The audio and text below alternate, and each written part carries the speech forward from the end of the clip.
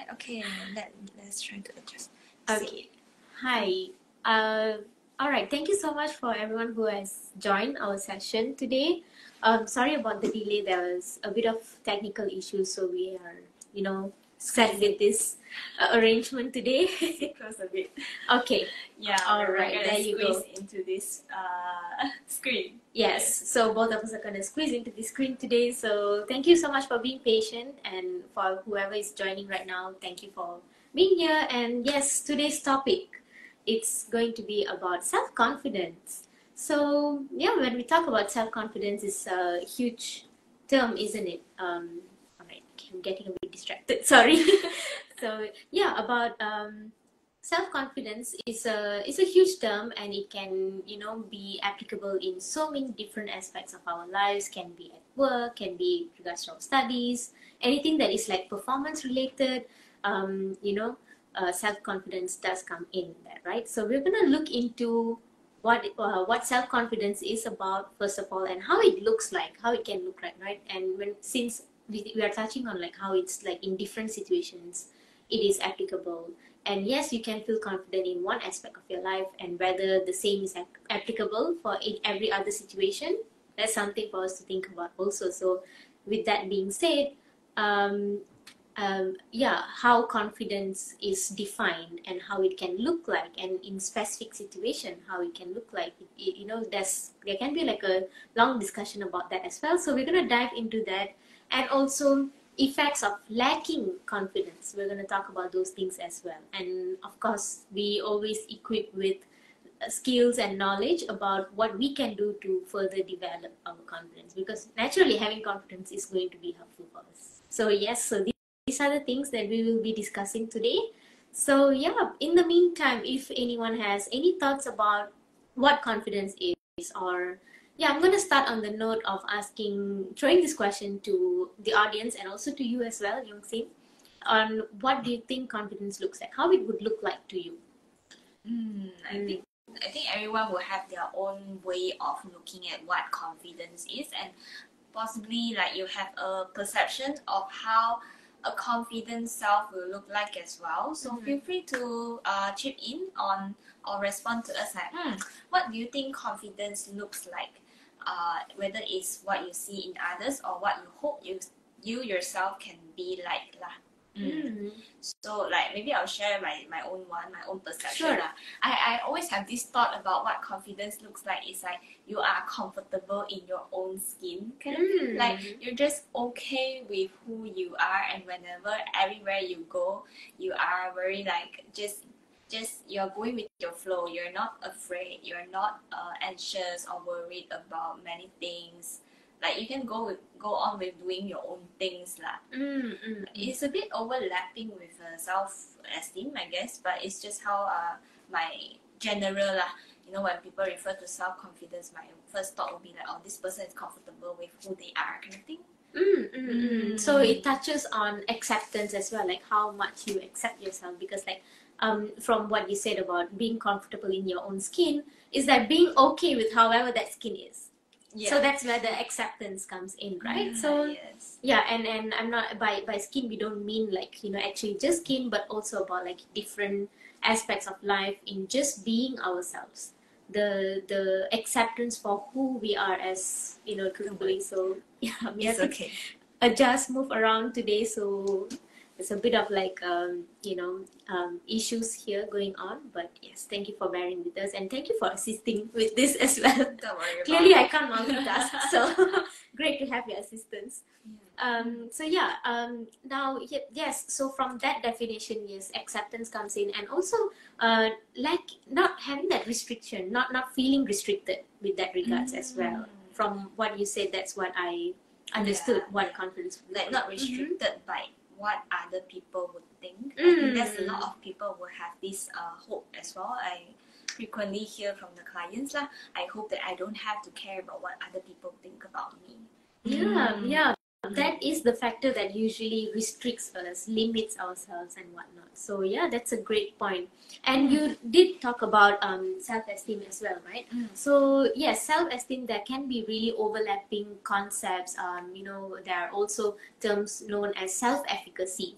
So yeah, with these various terms, it can be very confusing. So you're not sure what to use, when to use, and of course the specifics of it, we don't always have to be spot on about the kind of terms that we use. But it's about understanding the difference so that we know what we're talking about and what exactly you're referring to. So because bottom line is that we know we have self-awareness about where we are at in terms of our self-esteem, of our self-confidence and efficacy. So I'll just like try to distinguish these things for you guys and see if it makes sense and if it's distinguishable, right? So you can think of self-esteem as the umbrella term here. That's the bigger term here. So it's broader in the sense that self-esteem has to more to do with like the self-worthiness of ourselves. Like yeah, so when we talk about self-esteem, it has a lot to do with our worthiness, how we perceive our worthiness and assurances. So it's more tied to that, and it's not situation specific, or it's not areas of life. It's not specific to it. It's just generally how you view yourself, your worthiness as a person. That's where self-esteem comes in. So yeah, the self-esteem explains our perceptions of ourselves better in that way. So there's that. So it's a general self-perception. Exactly. How you see yourself. Yes. So even then we have terms like, you know, I'm someone with high self-esteem, or my self-esteem is low. So the high-low thing does come in. So it's about, yeah, generally how you view your worthiness. Oh no! We have a technical issue. It's okay, you can go on. Yeah. Yes. So yeah, thank you for that. Yeah, so that's where you know, self-esteem comes in also. So about how you view your own perception. So it's not situation specific. So now we can zoom into self-confidence. That's where it is more situation specific. It's more like, you know, it's more attributable to specific domains in our lives. For example, I mentioned earlier about like work related maybe, or in terms of like at school, or in what else do we have, like various in relationships. Yeah, yes. Relationships, social situations. So in various aspects, in various domains. And this is also more capability specific, like our capabilities in these specific domains. Yeah, so that has to do more with self-confidence. Now, when we talk about self-efficacy, on the other hand, it's narrowed even further down into the belief in the capacity in us to achieve something specific in that domain. So notice the difference; it gets more narrow and narrow. Yeah, I'm trying to think of a food that can describe how these different layers of things, like the definitions, right? There's self-esteem, there's self-confidence, and the last one is self-efficacy, right? Right. So like it's like different layers. So I don't know why I just think of sushi. Maybe I like to eat sushi a lot.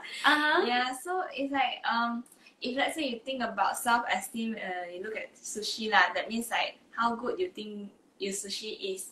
Like how good you think you are, kind of thing. And then maybe if let's say confidence is how good you think you can make the sushi. Like how good are you in the skills of doing that, making that sushi. And how about the last, self-efficacy, right? How capable do you think you are to It's more specific in the sense that do I have what it takes to make a good sushi, kind of thing. The like specific skills. Do I believe that I have the skills? Yes. To make this sushi. Yes.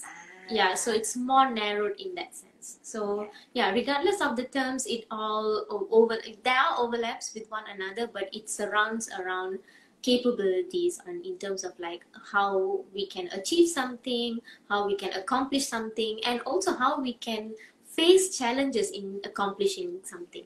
So these are the things that is, you know, that concerns our confidence sometimes. So yeah, and also like I mentioned, in various situations it can look different.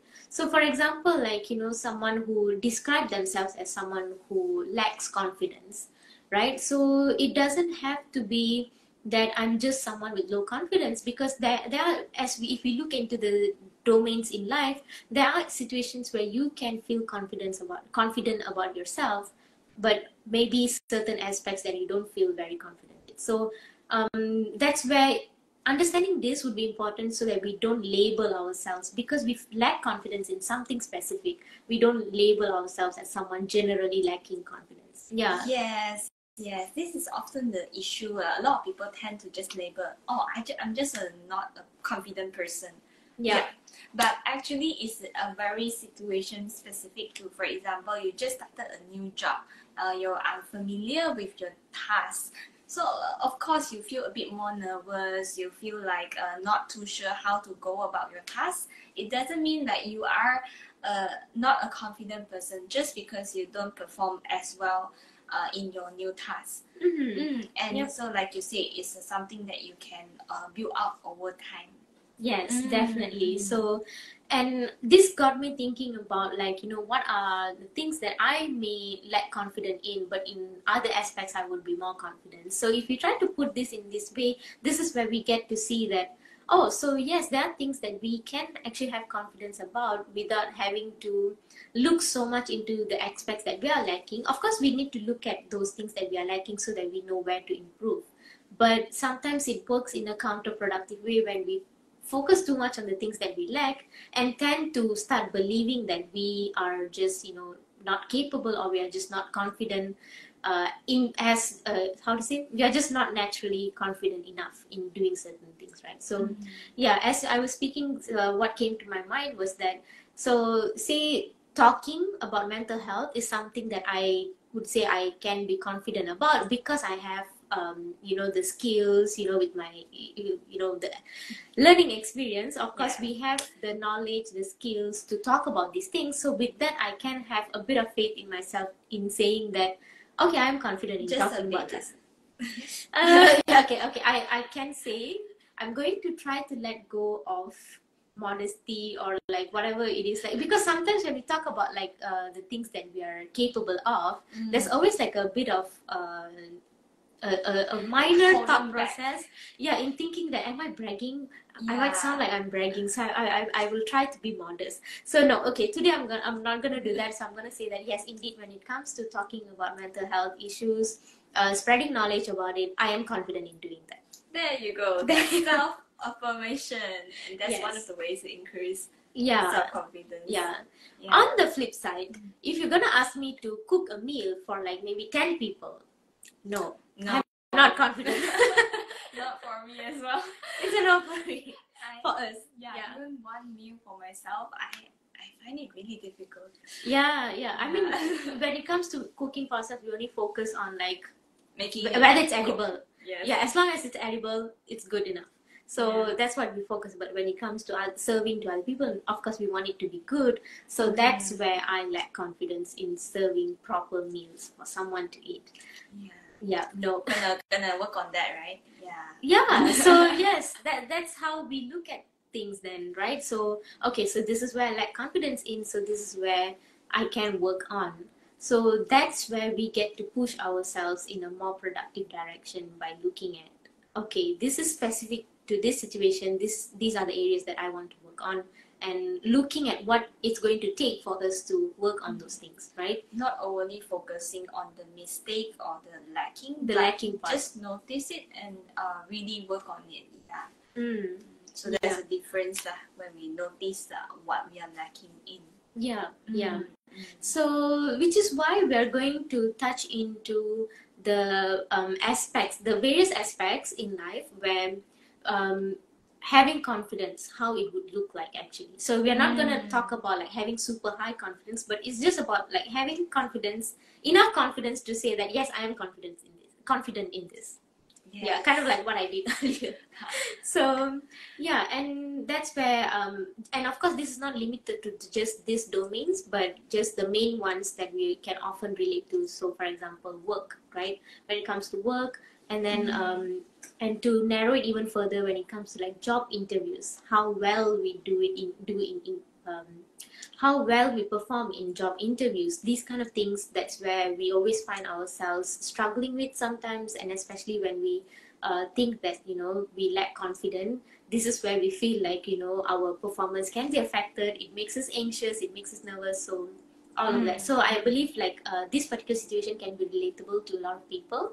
So here's where having confidence, how it would look like in a job interview, for example, is that there is a lack of hesitance about to talk about your skills, your knowledge, your experiences. Because when you talk about job interviews, it's about selling yourself, right? So having that lack of hesitance and also that openness in being able to not just talk about it but also persuade the other person that these are indeed skills that you have and you are capable of doing it. So that's going to take, if you think about it, that's going to take truly believing that you have the skills. Yeah, so it touched on the self-esteem part. When you talk about self-confidence, like it's really hard to distinct it from self-esteem, because say for example you're really good at your job, you're good at selling things, but you don't recognize that you are good at it. So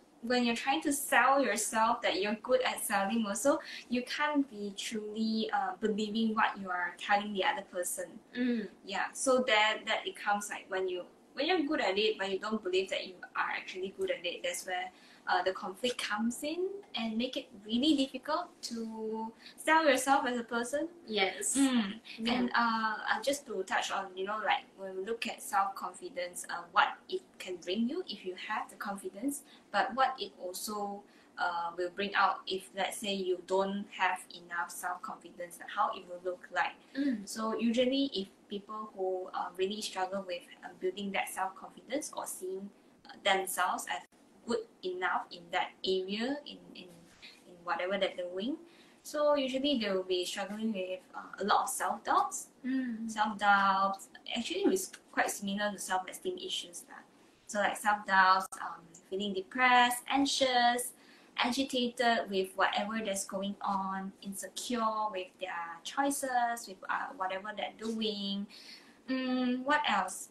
Like some people, they will be constantly doubting their choices or even having a poor boundary because they don't know, they don't feel like they should be asking for that boundary. That's when it becomes very difficult for them to set a good boundary for themselves. Yeah. It's so overlapping with self-esteem. Yes, yeah, definitely it does, because it does touches to the root cause of it, and that's where self-esteem, and when we talk about self-esteem, it's a lot to do with the beliefs about ourselves. And yeah, when we talk about our worthiness, whether we see our worthiness, and that's where it becomes very difficult when we are not able to believe that we have certain skills, certain abilities and whatnot. But sometimes there will be people that are not so confident in other areas, but whenever they go and do the things that they're really skilled at doing, you can see them shining. Yeah. Yes, you can see, like for example, some people are good at singing or good at cooking, other things maybe they're not so good at. So when they really do those things, they really shine and they really look confident.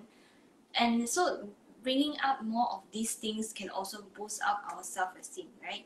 Definitely. So that gets me thinking about how we tie our self-worthiness to something very specific when it's actually something that is broad, but sometimes we base our self-worth on something very specific. That's where we overlook our actual capabilities in other aspects. So take something, for example, if you were to tie your self-worth with the work that you do.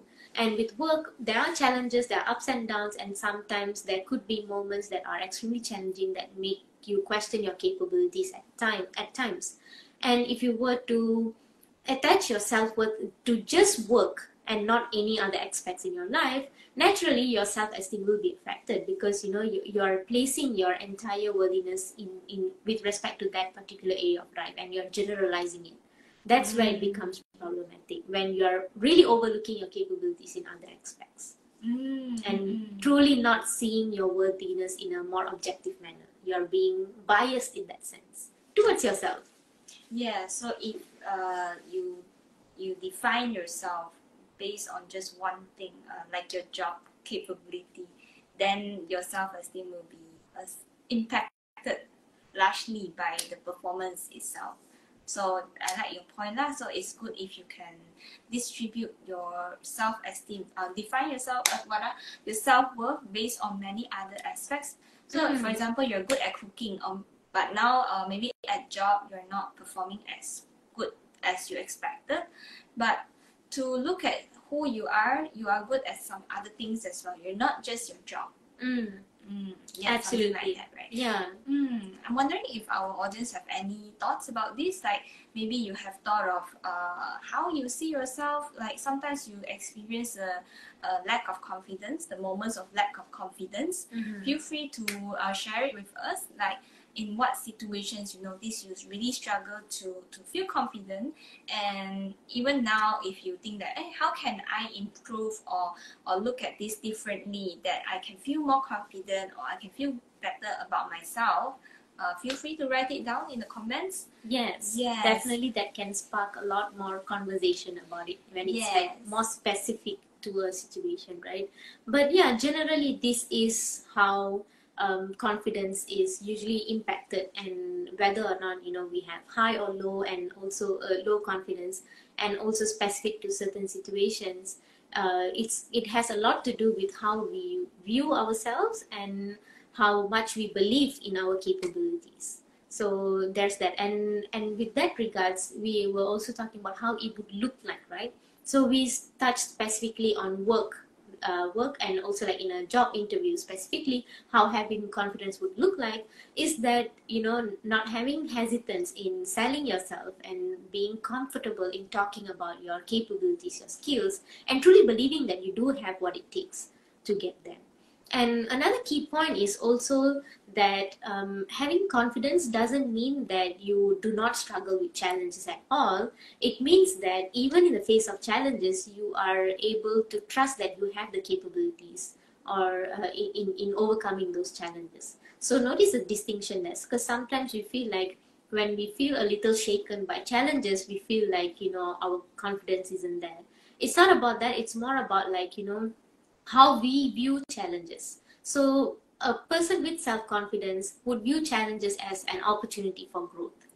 Yeah, and setbacks, how we view setbacks as well. Sometimes setbacks as, and really thinking about the aspect of like how the tendency in us also, how we tend to like attach our worth to something that we do, and when we face setbacks there, that's where we feel like, and those setbacks can be due to various reasons, can even be due to external factors. But because our tendency to attach our self-worth to it, we tend to put it upon ourselves entirely. And that's where we don't see it in a very objective way. We tend to be very biased, and we put the blame upon ourselves, and feeling responsible for it is one thing, but taking the entire blame, that's another as well. So really knowing this I can't find the word. Distinction. Yes. That's the word. Yeah. Really knowing the distinction is where we get to, really be more objective towards ourselves. How you judge, right? How you judge what's what contributes to your success and setbacks. Failures even. Yes. Yeah. And just now you have one more point that is I want to highlight is that the confidence, right? When you do something, you feel confident because whenever you can do it well, you feel more confident that you can do it well. But sometimes there is setbacks that you can't avoid. There will be challenges, and that's when when we look at confidence, right? Maybe it's better if we can see it like it's a fluctuating, and it's okay that it doesn't have to be like a constant like, oh, you must be confident all the time in all the scenarios, but more like sometimes you may feel like more doubtful because it's true that this is something new that you're not too sure how to do it. It doesn't mean you have to like see yourself as lesser just because this is something new. Maybe the confidence can be a bit fluctuating. It doesn't mean like you have no confidence at all. Instead of looking it as something you have or you don't have, See it as a spectrum. Yes, Absolutely. See it as a spectrum that, it can be, it fluctuates, like you said, it can be high sometimes, can be low sometimes, and it can be in a certain situation can be high and certain situation low. So it doesn't have to be like a all or nothing sort of thing. Like, whether I have it, it's either I have it or I don't. It's nothing in between kind of thing. Yeah. Yeah. So definitely it fluctuates. Knowing this is important also, right? Because this is where I was going to also touch about how there is duality when it comes to certain situations, and especially about confidence as well. Because think about public speaking, for example. I'm not sure if how do you feel about public speaking? Is it something that you would Love. you would love? You enjoy doing it? Okay. Are there moments you have felt nervous? Yeah, of course. I think even for a seasoned speaker, before they go up to the stage, there's still a bit of slight nervousness that keeps you feel alert enough to get the words out instead. Yeah, so I think even for me, I still feel nervous all the time, but not to the extent that it stops me from talking. And would you say you are confident when it comes to public speaking? I think I'm okay. Confident wise, I think I'm good lah. Like I love delivering talks, sharings, and sometimes I still have the idea in my head, but I think I'm good. Yeah, and being able to say that I think I'm good is Yes. an indication that you have confidence there. So notice the duality here, right? Like just because you get nervous, it doesn't mean that you're not a confident person. You can be nervous and confident at the same time. This is the duality about a lot of things, and specifically in when we talk about confidence, there are this kind of duality that we always think like, oh, because I'm nervous, it shows that I'm not confident. If I'm confident, I'm supposed to be someone who's not feeling any kind of nervousness at all, which is not necessarily true. That's the high expectations that we set, right? It's like a bit like a black and white also. Yes. Like when you set your expectation, oh, being confident must not be anxious, must not be fearful, must not hesitate. I need to speak fluently, 100%. All these without any criteria, mistakes. without any mistakes, without any blurring out. That's really a high standard you set for yourself, and really difficult as well. But although you can set for reach to here, but it doesn't mean when you're not here, you not good like that, right? Absolutely. Yeah. And especially when we can have the tendency to sometimes set expectations for ourselves that can be unrealistically high as well. And that's when you fall short, you feel like, you are not good enough or something. So yeah, there's a question. Yes, because there's a question. I tried to. Never mind, you can. Yeah, I was gonna look at the questions. Let me try scrolling. Hi. So the question is: did you mean developing, shaping some skills define self-worth? Okay, so I wouldn't say it's something that defines self-worth, but it can be something in terms of like sharpening certain skills. It can actually help you to see that, okay, you are working towards it actively, right? And because you notice that, and if you are having enough self-awareness to notice the progress that you make in developing those skills, that can build confidence. So if you're someone who is attaching your self-worth to that specific skills you are trying to work on, or that area of your life, and yes, that can definitely improve your self-worth as well. But I wouldn't say it's the key defining factor. Yeah, it's not the key defining factors, but when we look at how we see or define our self-worth, right, we cannot just define it based on empty things also, like, oh, I'm just good. Of course, we have an innate value. That means naturally all of us are valuable. But also we want to deliver value to others. And how we find what values of that, when we are able to deliver values to others, we find value in ourselves also. So you need to also do something, take actions that also helps to enrich yourself as a person. So you gain more ways to see like, oh, actually I'm able to contribute myself in this way. I'm able to be valuable in this way. So I have different ways to be a valuable person. Not just, oh, because I'm valuable, I don't need to do anything. because I'm already valuable. So like seeing yourself as a valuable person, your self-worth is a complex, it's more than just believing, it's also taking actions and doing and proving to yourself also, like kind of giving yourself to know that, oh, I can do these things. So it's a cycle of thoughts and actions, behaviors lah. Yes. Yeah, that's how I see it. Yeah, absolutely. Because that's where we are looking at, and which is why when we talk about confidence, it has a lot to do with the beliefs about our capabilities and whatnot. And that's where, you know, by looking at the spectrum of it, when it's high and low, it can affect our motivation sometimes to do certain things. It can affect our behavior, our actions, the choices that we make also, because it is at the bottom line of it, the belief about the specific things, when it's related to the domains that we are talking about. So yeah, and now when we talk about self-worth, again, it's related to self-esteem. It's at the more broader context. So yes, self-worth, while it can be, we tend to get it more from the things that we tend to do more. For example, you know, work takes up most of our time, mental space in our lives, at least for most people, right? So it is understandable that most of us attach our self-worth to work. And that's where we can be a little biased about how we gauge our self-worthiness, because when we talk about self-worth, it is not just specific to one domain. It is generally who you are as a person, what you bring to the table, how you treat others. So it's not just about how well you perform at work. So when there's a broader concept to self-worth, it is unfair to us that it's an unfair thing that we tend to do to ourselves without realizing, by, you know, attaching our self-worth to just our performance at work, for example. So we can do that in various situations, but for example, this is what the most common thing that I'm seeing happening as well. So keep the questions coming regarding self-confidence lah, right? Yeah, but if you related to a bit like self-confidence, self-esteem, keep your questions coming. Yes. Maybe you are looking at in which area in your life that you find yourself trying to increase the self-confidence, but also a bit struggling. Maybe you get stuck somewhere. Feel free to share it on here lah, right? We'll try to respond.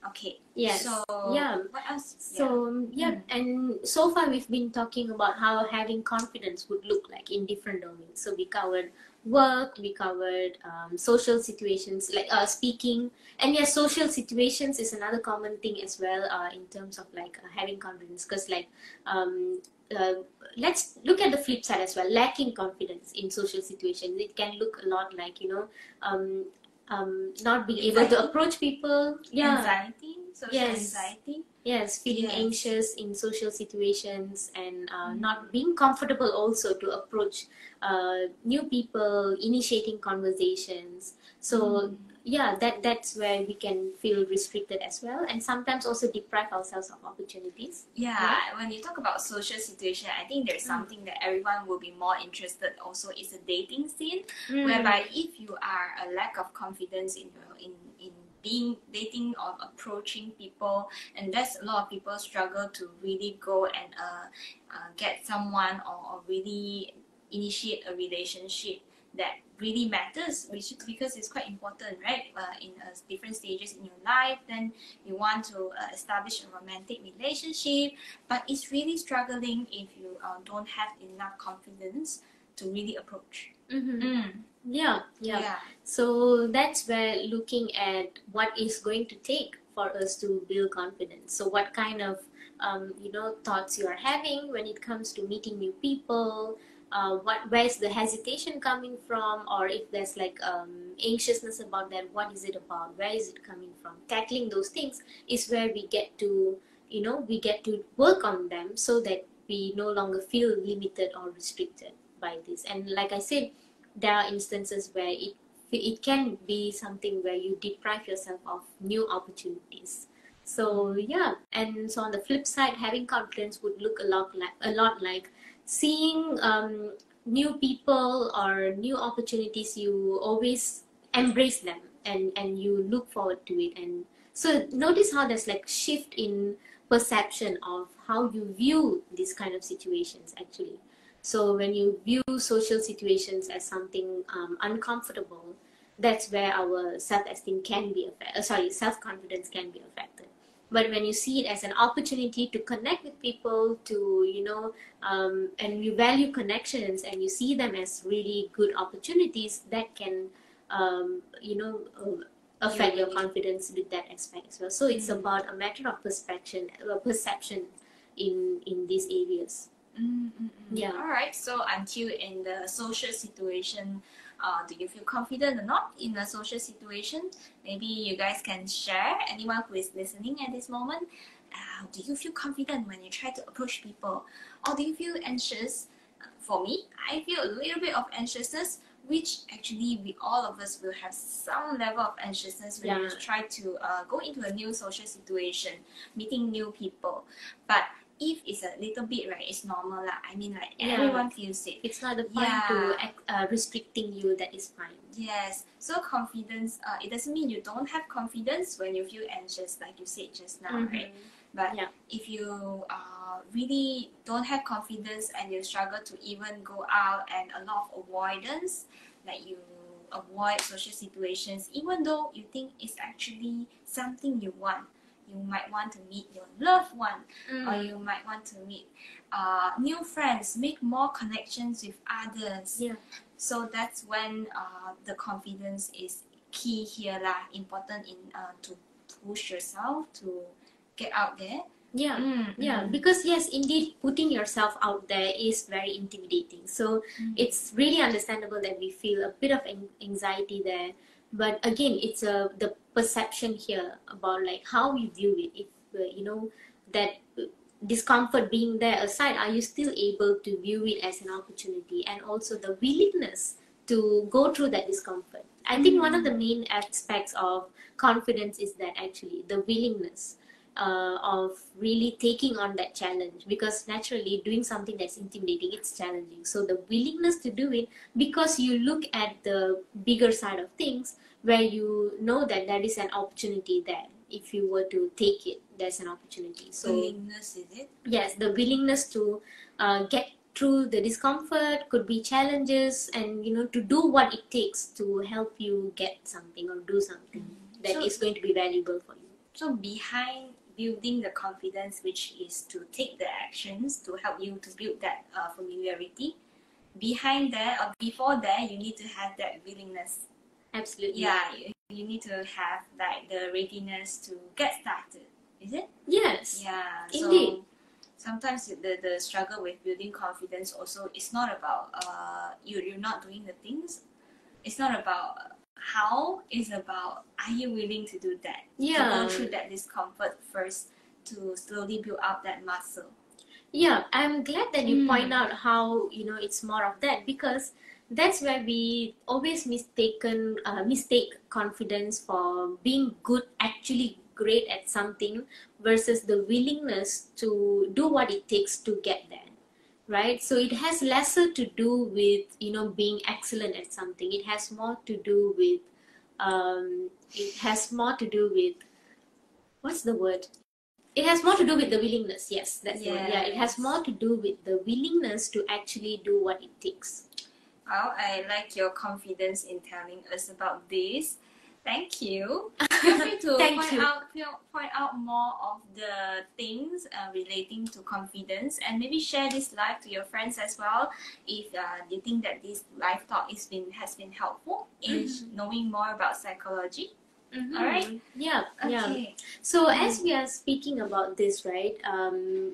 It also got me thinking about like what are other aspects that we often lack confidence in, and we really feel intimidated by. So for example, speaking could be one of it, to just like talk about in a specific language, for example, and especially if it's a language that is not your first language. So that can be, we often find ourselves like, oh, I'm not confident in talking in this language. I could understand, but I can't speak very well.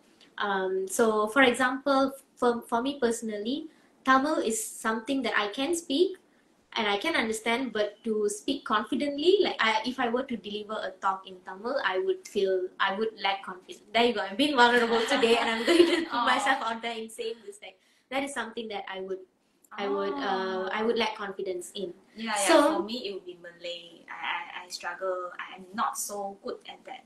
yeah, so let's dissect this, right? Mm. When we really think about it, it's because we feel like our language is not, our language skills is not as great. Proficient. The proficiency, the fluency in this Yes. specific language is not very great, which is why we feel like we lack confidence. But what if I tell you it has lesser to do with the language skills itself, but it has more to do with delivering the content. Or is it like more like, because when you said, okay, I'm not good in Malay, Bahasa Melayu, so I'm not confident in delivering using this language. But the reason that we are not confident in doing this is because maybe we are afraid of how people will look at us when you speak in a very hesitating way, or you're stuttering, yes, yeah, you can't find your words, and that looks a bit silly, maybe, there will be judgment in your heads. So that's how we look at doing this thing. Maybe this thing is delivering a speech using an unfamiliar language. So is that what you're saying? Yeah, the thoughts we have regarding to this action. Yes. So that's where the perception of like how well or how good I am at this. So the skills specifically, so how good I am at doing this, that can affect our confidence. So yes, to build confidence, it can help for us to look at what we can do to develop the skills itself. So for example, I'm going to use my example as well. So if I want to be more confident in delivering speeches in Tamil, I'm gonna have to develop my speaking skills, and also speaking skills in Tamil. I'm gonna have to learn Tamil more, listen to more podcasts maybe. So these are the things that it's going to take for me to develop confidence. So that's where the willingness comes in as well. Whether or not I'm willing to do this, to do what it takes to build confidence with that aspect. And if something is valuable enough for you, you would have that willingness to do that.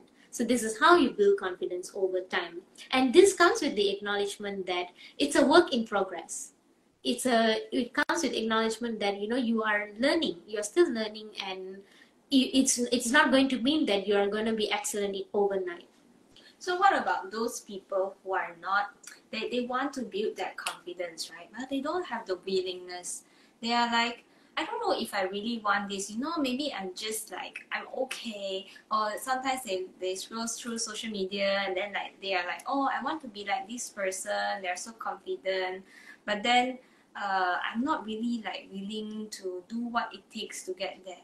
I hope that I can have it. So how would you go about in this conflict?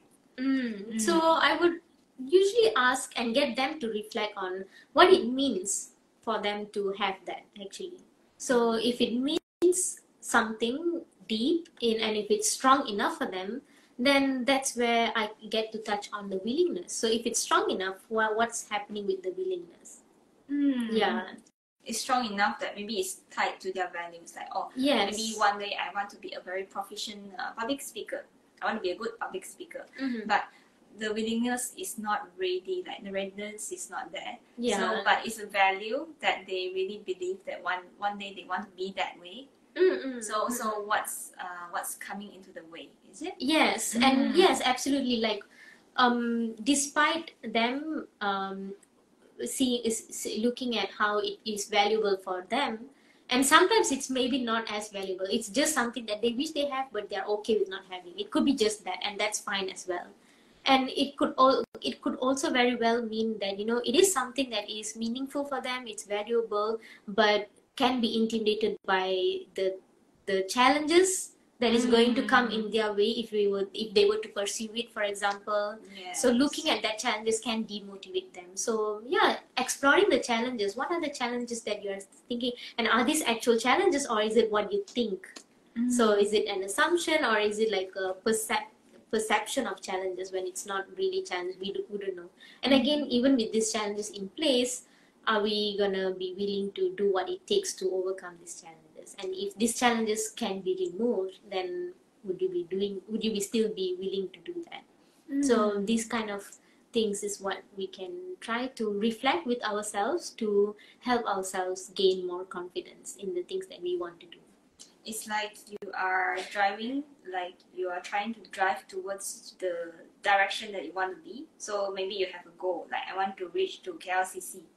So you're driving, but what are the roadblocks that comes into your way? The challenges, the struggles, the doubts, or the actual difficulties when you're trying to drive to KLCC. So something like that, right? Yep. And one more thing, right? When I look at willingness, I also think about, if today you don't drive to KLCC, is it okay? If you don't want to go through these challenges, are you okay with not reaching to that destination? What's the consequences if you don't go there? Do you miss out something? Is that something really important for you to miss out? Are you okay to sacrifice and because you want to avoid the challenges? Yeah. These are great examples actually, and really helps you to picture it and how to say, pretty much summarize whatever that we've been talking about, in the sense that, like, yes, this is what confidence is about actually. So the willingness, whether and how you deal with yourself not getting there yet, maybe. Yeah, it could be a matter of like you not getting there yet, or it could be you know, acknowledging that, it's something that you're not getting there and you're not putting in the work to get there, and whether or not you're okay with it. If you're okay with it, that's very well. It's fine actually. But if it's not, when the dissonance comes in, when you're beating yourself up for not getting there, but you're also not doing what it's going to take to get there, that's where the problem comes in. So make a choice. It's about making a choice, and also reflecting what could be the challenges that is making it difficult to make the choice, right? So then tackle those challenges then. And I think, right, when we look at these things, we are looking at the thoughts also and reflecting, and at the end also, once after reflecting, and if you have the insight, you know that, okay, I am avoiding because of X, Y, Z. So the next thing is also to take the actions that is aligned with what you believe in, or what you want yourself to do lah, right? The taking action part, commit to that, right? Definitely. So this is all going to come with the acknowledgement that, to build confidence, it means that, it's getting to a destination, and keeping in mind it's the destination that you are setting for yourself. So when it's something that you are setting for yourself, like I said, sometimes we can be very unrealistically, where we can be unrealistic and set really high expectations. And it's about also how you deal when you feel like you're not getting there yet. If it's coming with frustration, it's only going to demotivate you further. So if there's a mindset shift you're able to make there, in seeing that, okay, I'm a work in progress, I am working towards that direction, and you're able to acknowledge that, that's where it's going to help you to propel forward still. I think last time we talked about how you look at mistakes and setbacks, right? Yes. I still really like the way you pointed out, is that when you look at setbacks and even failures, is that failures are just a way that is helping us to learn. It's something that helps us to learn and grow, instead of defining us as failed, done. So it's just something that helps us to grow. So even in your journey, when you try to go towards or work towards somewhere that you want to be, it's also in the journey there'll be challenges, setbacks, and that is also a process helping us to learn. So this got me thinking about, like, one of the things that usually affects our confidence is that, and especially if it's like performance related things and has a lot to do with our capabilities specifically in certain situations, is that we are afraid of mediocrity. We don't want to be average at something, we want to be good, which is why we feel like, I don't have confidence yet in doing that. So taking my example of, like, speaking in Tamil or delivering speech in Tamil, it's something that, I feel I lack confidence in, because I personally believe that I personally think that, I don't want to be average at that. If I'm delivering speech, I better be good at it. I don't want to be average. I don't want to stutter. So now this is where we all can take a moment today to reflect on why mediocrity is viewed as something that is undesirable. What's wrong with being average at something? It doesn't mean that you're average at everything, but at least with the things that you are still trying to learn, what's wrong with being average at that for the time being, right? This is an important point. I think a lot of the general point of view in the society is that mediocrity is a failure kind of thing. Like you're lazy, you're not moving forward. But the thing is, we are all falling into this bell curve. That means, like, statistically speaking, most of us are in the majority. The majority is in the middle. If you study statistics, that means most of us are falling in between a range that we're not too bad, we're not too good, we are okay. Yeah, because because we are just like, there will be people, if you're gonna compare with people, right? There will be people better than you all the time. There will be people worse than you all the time. Like, it's no point comparing also. So if you're looking at, oh, I don't want to be mediocre, then like where are you going to fall or define yourself? It's like putting yourself into like a boxes kind of thing. Indeed. So that's where the question of like, what's the benchmark you're setting for yourself comes in. So if someone else is the benchmark, and then if it keeps changes, so it can be very confusing, right, with regards to what you're working towards.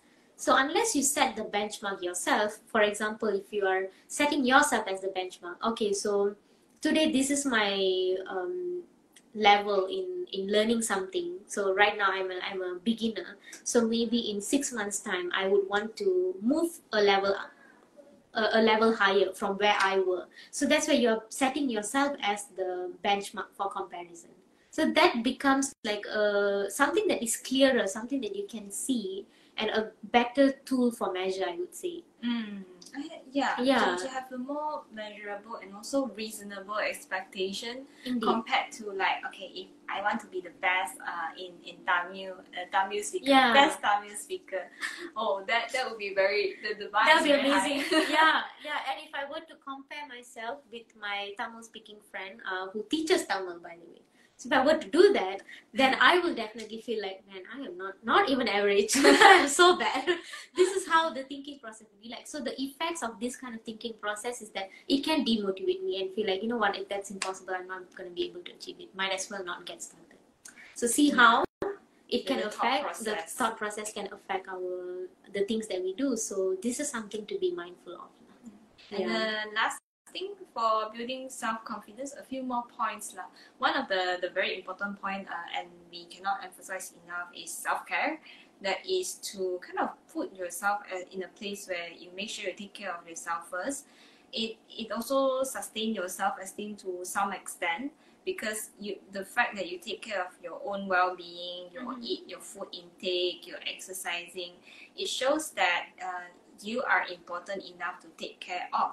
And when you have that kind of basis for yourself, like a very concrete basis that you are important or you're good, that whenever you're going to do anything else, it's also going to show it out that, okay, whatever outside is going to, what kind of challenges you're going to face, what kind of things you want to do, you still can go out and do it.